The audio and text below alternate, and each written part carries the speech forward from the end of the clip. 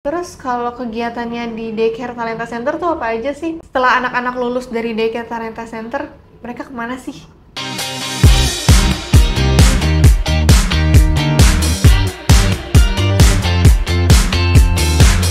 Assalamualaikum warahmatullahi wabarakatuh. Halo teman talenta, kembali lagi di podcast Suara Talenta, bicara jujur, tumbuh bersama.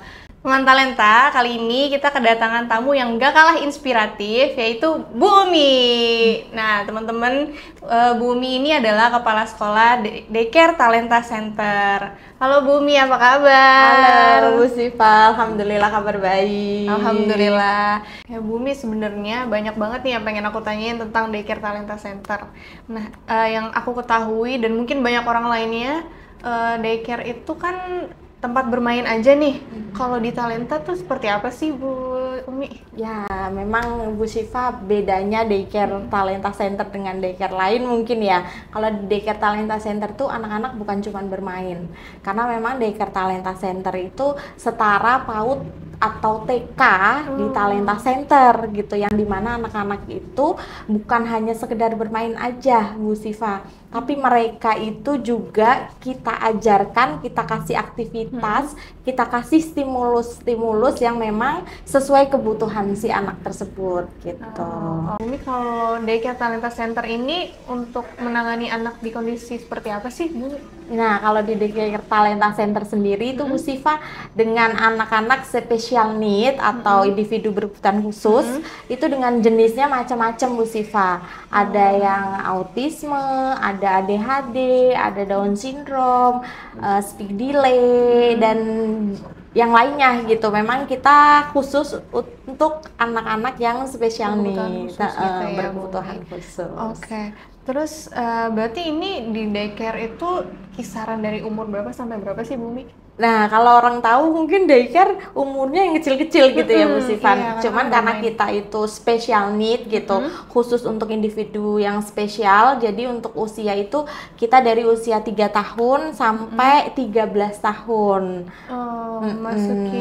Mendekati remaja gitu ya Bu? Ya, terkadang memang ada orang tua datang ke kami dengan usia 9 tahun, cuman karena memang kita lihat anaknya spesial ya Bu Siva, pasti kita observasi lagi, kita lakukan asesmen ulang gitu, karena untuk melihat kemampuan si anak ini, biarpun usianya 9 tahun, apakah memang dia sudah sesuai dengan usianya untuk kemampuannya, atau memang dia terlambat nih dari segi kemampuan si anak tersebut gitu. Makanya kita untuk di daycare sendiri itu ya usianya 3 tahun sampai 13 tahun.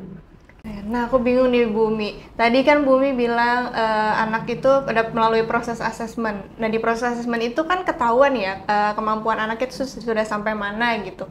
Terus pengelompokan belajarnya tuh gimana Bu Umi kalau di Daycare Talenta Center? Ya, karena memang usianya kenapa bisa 3 sampai 13 tahun gitu ya Bu Siva ya. Nah, memang di dalam Daycare Talenta Center sendiri itu kita kelompokin Bu Siva dari usia 3 tahun sampai ke usia 5 tahun itu menjadi kelompok yang memang kecil nih. Nanti di usia 6 tahun sampai 13 tahun itu masuk ke kelompok besar.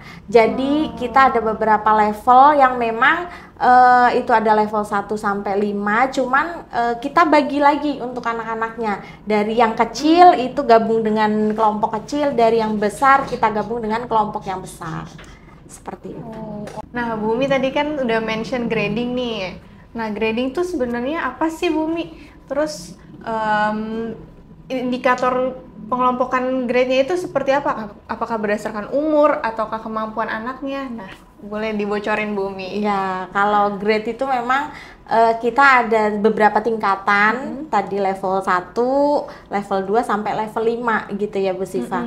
Nah, untuk mengelompokkan si anak itu masuk ke level yang mana, itu bukan sesuai usia, bukan, tapi sesuai kemampuan gitu. Karena di masing-masing level atau di masing-masing grade itu berbeda-beda untuk kebutuhannya, untuk prioritasnya gitu. Jadi bisa jadi anak dengan usia 9 tahun kah, 10 tahun kah, itu bisa jadi masuk ke level yang paling dasar nih, atau di grade 1 gitu. Nah, itu juga tidak sesuai usianya, tapi sesuai kemampuannya.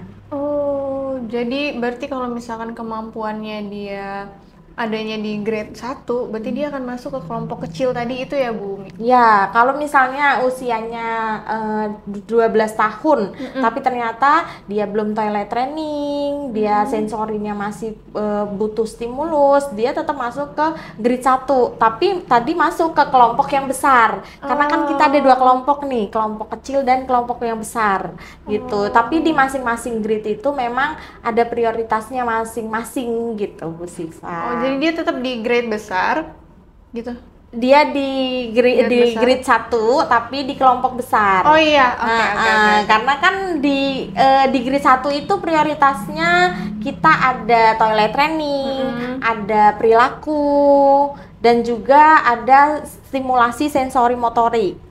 Nah, kalau di level 2 atau grade 2 itu ada bina diri, ada kesiapan belajar, dan juga perilaku gitu. Nah, nanti level 3-nya itu ada komunikasi 2 arah yang akan lebih banyak diajarkan di situ. Belajar ngobrol gitu ya? Iya, belajar nambahin kata, prawicaranya, terus komunikasi 2 arah untuk sehari-hari gitu. Nah, kalau di level 4 sendiri atau di grade 4 itu kita ada calistung. Anak-anak sudah mulai diajarkan membaca, menulis, dan berhitung. Nah, kalau untuk level 5 sendiri itu kita udah mencari bakat si anak itu, Bu Siva. Selain bakatnya kita kembangin, kita kenalin dia dengan uang. Karena kan di level 4 tadi sudah kita ajarin berhitung gitu ya. Iya. Makanya di level 5 itu kita kenalin dia uang, konsep uang, penjumlahan, sama kita gali lagi minat bakatnya. Oke, baik Bumi. Bumi, aku pengen nanya lagi nih. Misalnya ada anak nih umur 5 tahun, dia verbalnya belum keluar, terus perilakunya masih dalam kategori kurang. Apakah dia bisa digabungkan ke kelompok yang anak-anak dengan seumurannya, tapi dengan verbalnya yang sudah keluar, terus kognitifnya sudah lebih baik? Itu bisa nggak, Bumi? Ya, kalau di Talenta Center atau di Daycare Talenta Center sendiri ya Bu Siva, ya itu karena kita punya modul yang sesuai kebutuhan. Itu ada grade 1 sampai 5. Jadi ya kalau untuk digabung kemungkinan tidak, karena kita lihat lagi kemampuan si anak tersebut gitu ya Bu Siva. Kalau yang tadi Ibu Siva sebutkan kan kategorinya perilakunya kurang baik, stimulasi bahasanya atau komunikasinya belum gitu kan. Nah, dia adanya di level yang mana nih gitu. Berarti kan butuh dari segi behaviornya kita perbaiki, terus verbalnya kita latih lagi gitu. Baru nanti dia akan bergabung dengan anak-anak yang tadi yang sudah komunikasinya bagus, terus akademiknya bagus, baru mereka nanti bisa mengikuti gitu. Jadi tidak digabungkan jadi ya? tidak digabung. Bumi tadi kan sudah bahas tentang grade ya, grade yang ada di daycare. Terus kalau kegiatannya di Daycare Talenta Center tuh apa aja sih? Pasti kan orang-orang penasaran nih, anak berkebutuhan khusus itu belajarnya apa aja sih, Bumi? Ya, memang kalau untuk di daycare sendiri, selain daily activity-nya yang memang kita sudah susun gitu ya, Bu Siva, dari pagi sampai sore, mereka juga diajarkan kemandirian itu bukan cuma toilet training gitu, tapi memakai baju, melepas dan makan gitu. Itu memang mereka diajarin semuanya setiap hari. Selain itu, ya kalau orang tahu anak berkebutuhan khusus itu pasti butuh terapi ya Bu Siva ya. Iya, betul. Kayak terapi sensori, terapi wicara. Nah, itu biasanya orang tua kan mencari terapi atau melakukan terapi di klinik-klinik gitu kan. Iya, Nah, itu kan durasinya paling hanya sekitar, contoh nih, terapi wicara itu kan cuma 1 jam. Iya, Setelah selesai ya dia pulang gitu. Selain itu nanti dia ganti lagi terapi behavior misalnya, atau bisa dibilang BT itu juga 1 jam. Cuman kan anak berkebutuhan khusus atau individu dengan berkebutuhan khusus itu kan butuh waktu terapi atau kegiatan yang terus panjang berulang gitu, terus remedial. Nah, di Daycare Talenta Center itu kita ajarkan terapi kayak stimulasi wicara, terus itu melatih dari segi bahasanya gitu. Nah, selain itu juga sensori motoriknya kita latih. Nah, saya perjelas lagi nih Bumi, berarti yang diterapkan di sekolah itu dari bentuk-bentuk terapi gitu ya, Bumi? Iya, memang karena kan waktu durasi yang panjang itu kita isi sesuai kebutuhan anak. Kalau misalnya si anak tersebut butuh sensori stimulusnya lebih banyak, maka di daycare itu kita akan kasih stimulus sensorinya lebih banyak gitu. Nah, tapi mereka juga tetap diajarkan dari segi komunikasi, stimulasi bahasanya, kemandiriannya gitu, karena mereka itu butuh remedial yang berulang-ulang atau konsisten selama setiap hari gitu Bu Siva. Kalau misalnya kita hanya melakukan terapi saja, itu kan biasanya ya sekitar 1 minggu 3 kali dengan durasi 1 jam gitu. Tapi kalau di daycare mereka udah dapat itu setiap hari gitu Bu Siva. Jadi kemungkinan perkembangannya akan jauh lebih bagus gitu dari segi stimulasi bahasanya, sensorinya, behavior atau perilakunya itu kita bentuk gitu. Bumi, aku mau tanya yang lebih mendalam nih. Kalau sekolah-sekolah itu kan pegangannya kurikulum ya. Kalau di Daycare Talenta Center itu dalam menentukan grade anaknya dan tahapan-tahapan pembelajaran selanjutnya itu apa sih pegangan Bumi?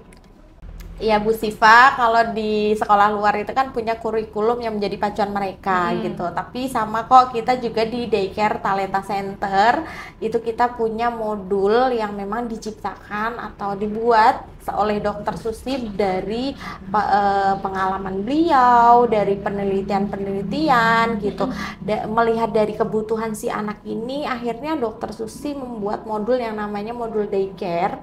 Itu namanya TALIS, Talenta Life Skill gitu. Dengan yang isi di dalamnya itu adalah ya tadi dari grade 1 sampai 5 sesuai kebutuhan si anak tersebut gitu. Jadi Dokter Susi ini buat modul sendiri gitu ya Bu ya, berdasarkan pengalamannya dalam menangani anak-anak gitu ya?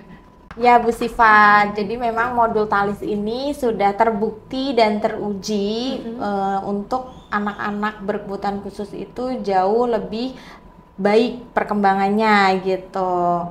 Mudah-mudahan TALIS ini bisa menjadi salah satu kontribusi dari kami Talenta Center untuk para masyarakat di luar sana untuk membantu anak berkebutuhan khusus lebih baik dalam segi perkembangannya gitu Bu Siva, entah itu dari stimulasi bahasanya, entah itu dari perilakunya, dari sosialnya, dan juga mandiri untuk hidupnya.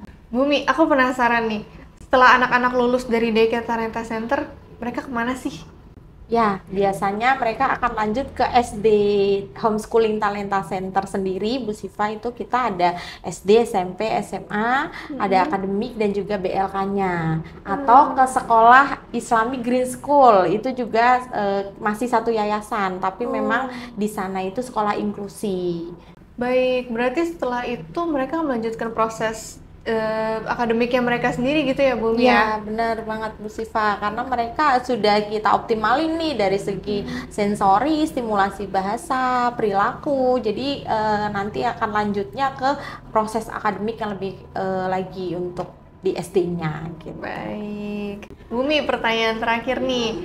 Selain di sekolah kan di Daycare Talenta Center, apa sih yang harus dilakukan orang tua di rumah? Terus ada nggak sih pesan dari Bu Umi nih untuk orang tua dengan individu berkebutuhan khusus? Ya, jadi selain anak-anak sekolah, ya untuk orang tua kalau bisa tetap mengoptimalkan perkembangan si anak tersebut ya, Bu Siva. Bisa di rumah itu diberikan stimulasi-stimulasi yang memang dibutuhkan. Contohnya seperti mengajak anak bermain di taman, terus mengajak anak berinteraksi di rumah gitu. Terus banyak sih sebenarnya ya Bu Siva hal yang bisa orang tua lakukan gitu. Kalau bisa bukan hanya di sekolah dia mendapatkan, tapi di rumah pun itu harus orang tua lakukan gitu. Karena kan anak itu justru lebih banyak di rumah sama orang tua nih daripada di sekolah. Nah, makanya peran orang tua itu justru sangat penting gitu. Selain bekerja sama dengan sekolah, nah orang tua kan juga bisa sharing nih ketika nanti menjemput anaknya dari daycare misalnya. Bu, nanti aktivitas apa nih yang bisa kita lakukan atau kita kasih untuk optimalnya lebih baik lagi nih si anak gitu. Nah, itu kan peran orang tua di rumah juga jauh lebih baik gitu. Iya betul banget Bumi. Nah teman-teman, ini nih pentingnya kolaborasi antara orang tua dan sekolah untuk mengoptimalisasikan anak supaya berkembang lebih baik lagi. Gitu kan ya Bumi ya? Ya, benar. Oke. Baik, terima kasih Bumi atas ilmu-ilmunya hari Bu ini Sifat. tentang BK Talenta Center. Oke teman-teman, sampai jumpa di episode Suara Talenta berikutnya. Jangan lupa like, comment, and subscribe, dan follow sosial media kita di bawah ini ya. Dadah! Dadah.